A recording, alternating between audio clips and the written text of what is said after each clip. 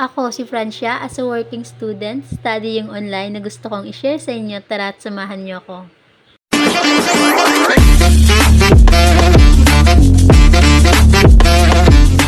Hi guys, kakagising ko nga lang pala sa mga oras na to at nagsukulay nga rin pala muna ako bago ko inayos yung mga plato.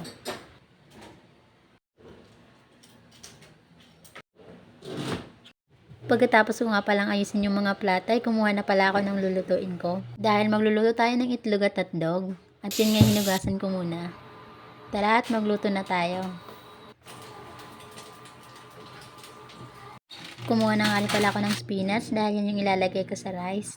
At pinalatan ko na nga rin pala yung hotdog.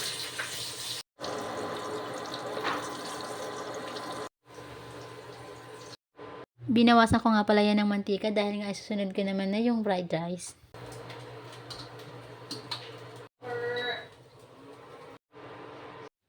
Tanghali na nga ng mga oras na to at naligo ako dahil nga ihatid namin sa airport yung amo ko.